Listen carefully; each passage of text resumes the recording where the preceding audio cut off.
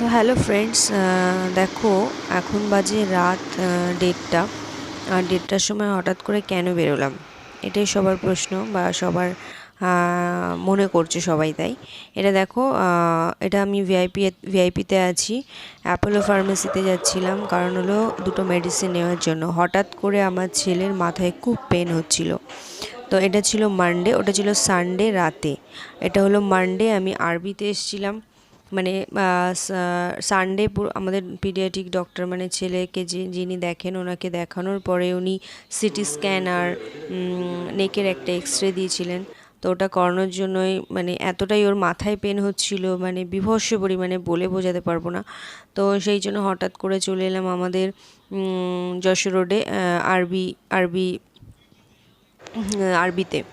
তো ওখানে আসার পর দেখো আমরা বিলিং করে বসেছিলাম। তারপরে একদম সেকেন্ড ফ্লোরে উঠে গেছিলাম। উঠে গিয়ে ছেলেকে ঢুকিয়েছিল, আমরা বাইরে ওয়েট করছিলাম। মানে ওর দিদুন ঢুকেছিল এই যে সিটি স্ক্যানের রুমটাতে। তো সিটি স্ক্যান হচ্ছিল, আমরা বাইরে ওয়েট করছিলাম। আর তার আগে যেটা দেখেছো ওটা ওর নেকের এক্সরে হচ্ছিল।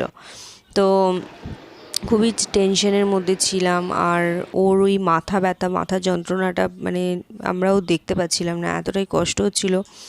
তো তোমাদের সাথে একদিন অবশ্যই পুরোটাই শেয়ার করব, সবটাই A to Z।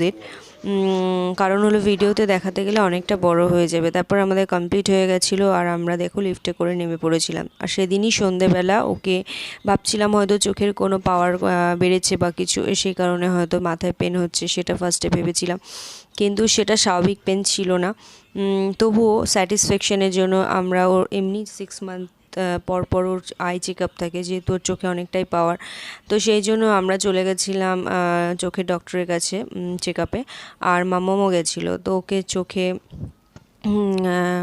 চোখটা দেখছিল। আর আমরা ওয়েট করছিলাম আর ভাবছিলাম যে বাড়লো না কমলো, কিছুই বুঝলাম না। কারণ স্টিল নাও 14-15 বছর অবধি এরকমই থাকে, যতটা আমি জানি, ডক্টর তাই বলেছেন। তারপরে ওকে দেখছিল, দেখো আরও মোটামুটি বলতে পারছিল, কিন্তু একদম ছোট লেখাগুলো দেখতে পাচ্ছিল না। তারপর মামামকেও দেখালাম, কারণ হলো প্রচণ্ড পরিমাণে ফোন ঘাটে, সেই জন্য ওর দিদুন ওকে বললো যে একবার চেক আপ করিয়ে নিই। তো ওকে দেখছিল, ওরও ফার্স্ট টাইম দেখাচ্ছিল, ওর ভীষণ এনজয় করছিল, মজা পাচ্ছিল। কারণ ডক্টর আঙ্কেলকে বলছিল, আমাকে দাদাভাইকে তো এটা দিয়েছো, আমাকে কেন দিচ্ছ না, আমাকে এটা দাও, আমার সময় লাইট কেন বন্ধ করছো না, নানা রকম প্যারিস ছিল ওর। তো তারপরে আস্তে আস্তে মানে ও বলতে পারছিল সবগুলোই।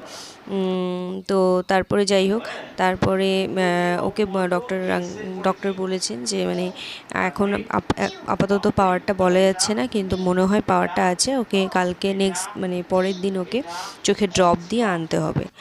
তো দেখো তারপরে হঠাৎ করে মানডে সেদিনই রাত্রেবেলা এত ব্রিদিং প্রবলেম হচ্ছিল, মাথায় যখনই পেন হচ্ছিল ব্রিদিং প্রবলেম, কারণ এমনি ওর ব্রিদিং প্রবলেম আছে, ইনহেলার চলে রেগুলার। তারপর দেখো ড্যাফোডিল এমার্জেন্সিতে চলে এসেছিলাম। আর একটা ডোজ দেওয়ার পর কিছুক্ষণ ওয়েট করতে বলে, তো ওয়েট করছিলাম আমরা। তাও ওর কমেনি। তারপরে কিছুক্ষণ ওয়েট করার পর আবার ডক্টরের সাথে, মানে আরএমও যিনি ছিলেন, আর এটা ছিল একদম রাত্রে 1:30 কি 1:45 এরকম।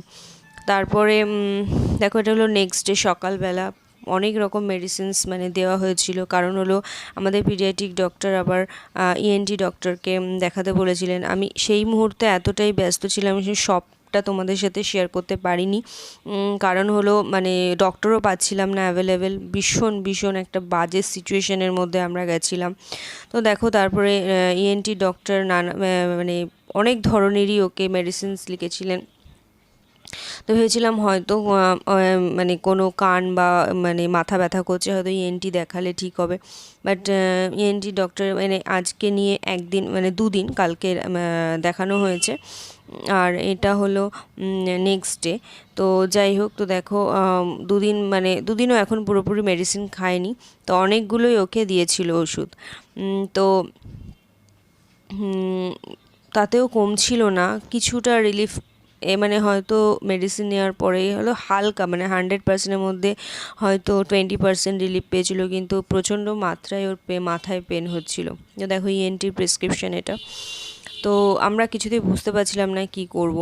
তো যাই হোক, তারপরে হলো আমরা এটা হলো ড্যাফোডিলে যে পিডিয়াট্রিক ডক্টরকে আমরা দেখিয়েছিলাম, মানে দেখাই আর কি, ভীষণ ভীষণ ভালো ডক্টর।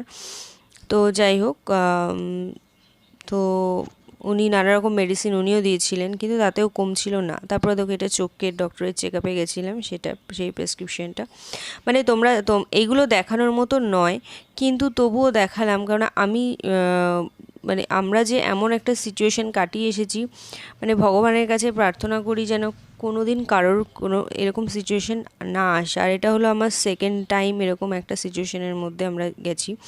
কারণ এমনি সব সময় কিছু না কিছু বাচ্চা মানে লেগে থাকে, সেটা কথা নয়, কিন্তু এত এক একটা সময় যায় না, খুব বাজে, পরপর পরপর হতেই থাকে সেরকম।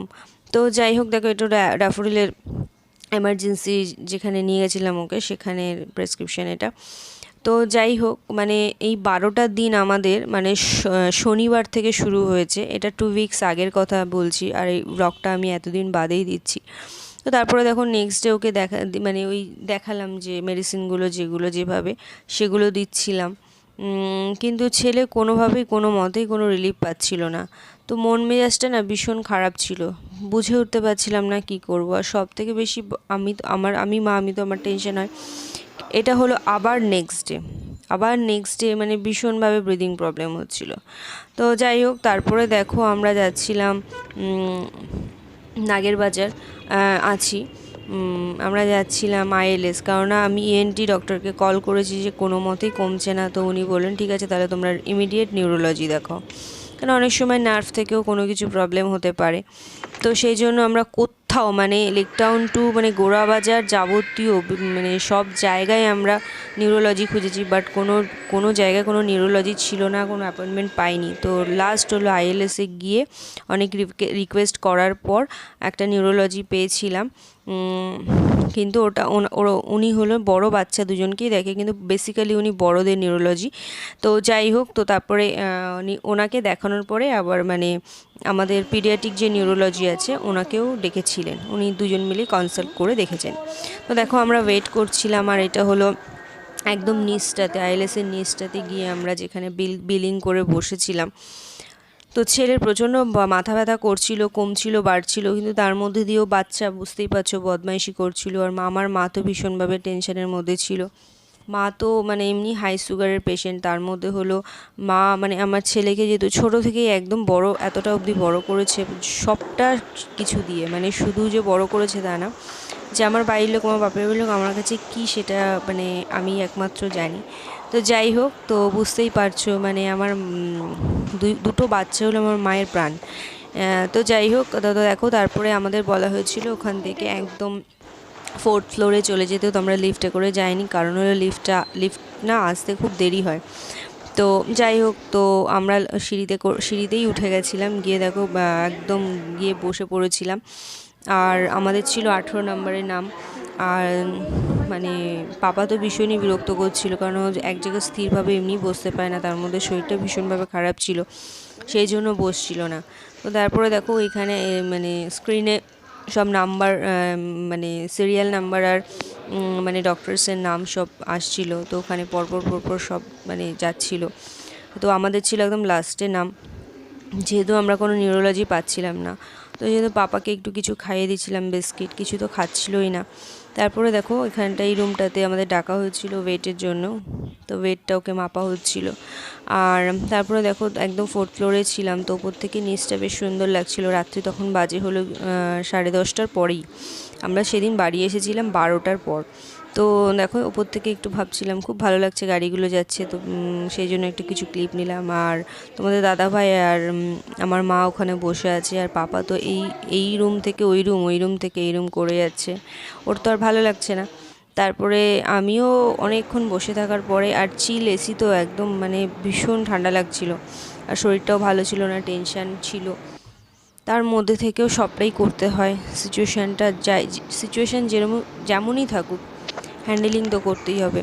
তো তারপরে দেখো একটু হাঁটাচলা করছিলাম, কেননা বসে বসে বোর লাগছিল। আর তারপরে মানে একদম মানে মনে হচ্ছিলো একটু চা খাই, ভীষণ মানে মাথাটা যন্ত্রণা করছিল। তো নিচে নেমে একটু চায়ের দোকান থেকে একটাই চায়ের দোকান খোলা ছিল, তো চা খাচ্ছিলাম।